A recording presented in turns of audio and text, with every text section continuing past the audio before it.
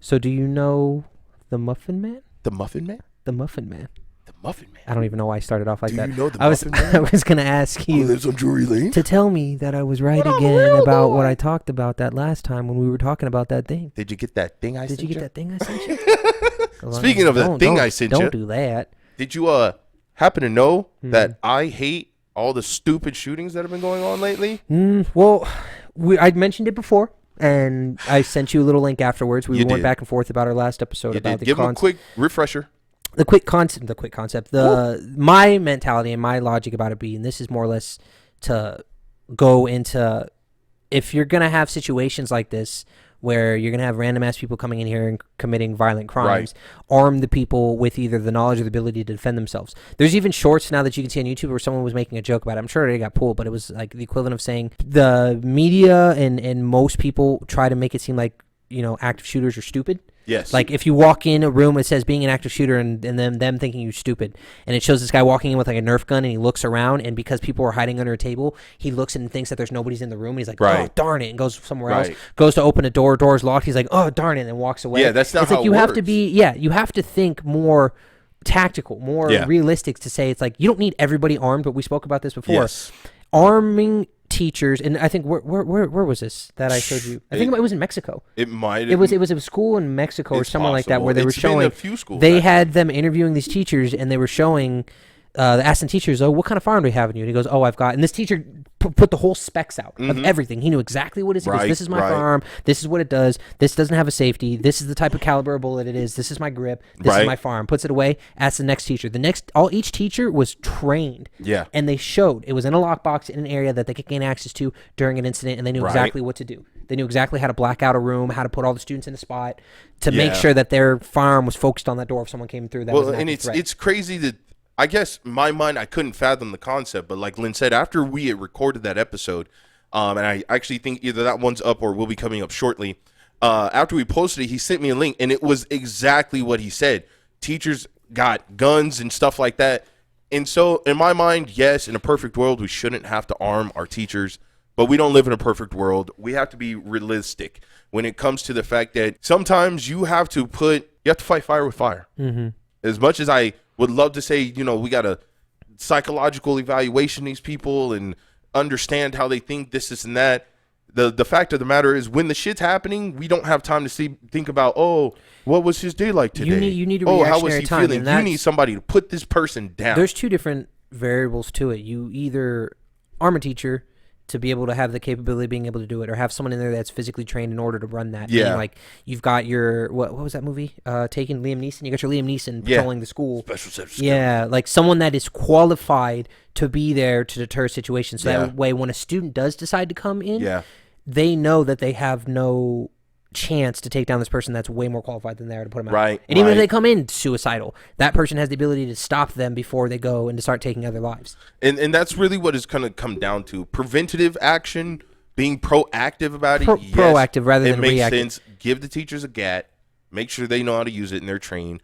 Do it kind of like what you do with the police. Kind of like your job, how you have to go for qualifiers or qualification shooting just to make sure your skills are up to snuff. Yeah. You know, to carry that gun, or you do a concealed carry, you got to whatever, get your permit and all that stuff. So as much as I would hate to agree in this particular situation, because I have a kid in school, and I know that if I heard of an active shooter at my kid's school, I would want to know somebody there was armed. That's what makes what I mean? And that's one thing I want to kind of vine into, not just strictly active shooters, since it's a topic that's always going to fluctuate. It'll always. But just guns, lives, and social awareness, being aware of situations preemptively. I'll be with family and friends, and a lot of times I'll come off as being pessimistic because, and it's a crutch or a cripple on my behalf. I do like to challenge myself to doing new things, but I also am very aware of certain scenarios based off of past experiences. Well, we have to take everything in consideration. Everything runs into consideration to me. I don't go into that mentality where of like, it's only the bright side. Yes, of a day by day. And someone's like, why are you being so negative? I'm like, I'm not. I'm telling you, this is how it's going to happen because I've seen it happen.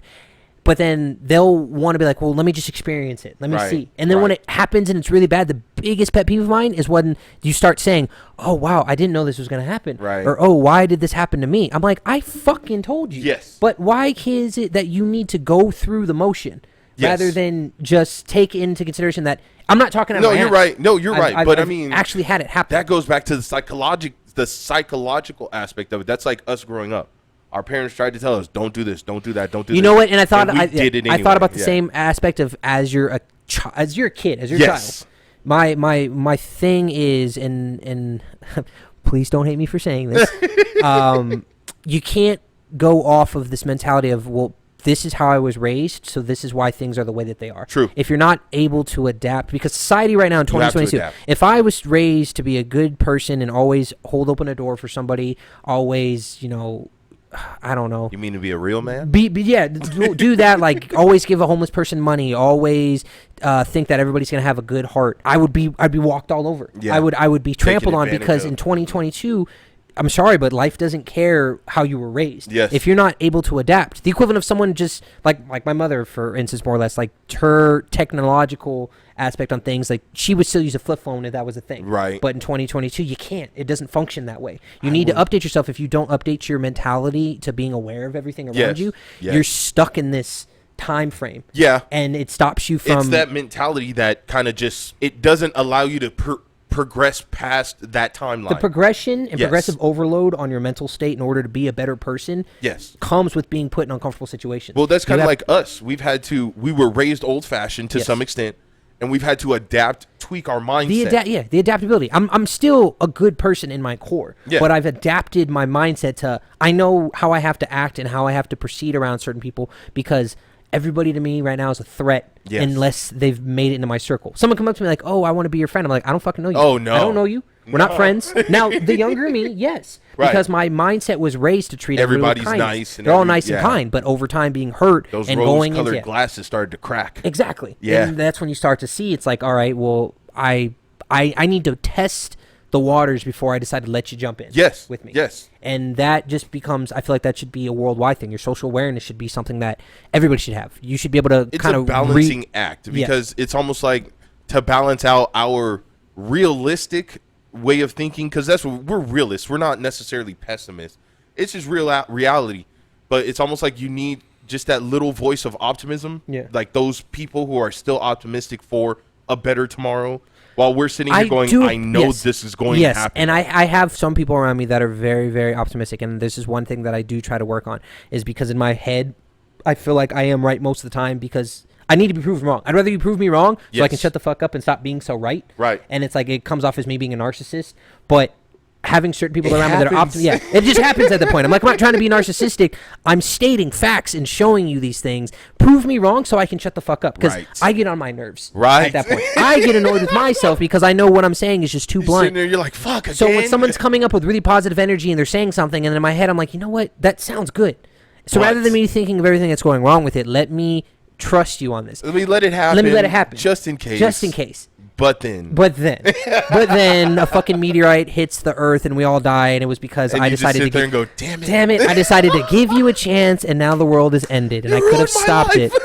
And then you've got that Batman, something's in the way, as I'm looking up in the stars. You know what I mean? So it's at the end of the day, no matter what, guns are going to be necessary in some situations, and guns won't be necessary in others. It's a tool. It's a tool that needs to be it's on a situation basis. We just need to get better with it. We need to have better things in place for people to either get out this gun aggression that they want, because some people just want to shoot targets. Some people just need stuff to do. But you know what?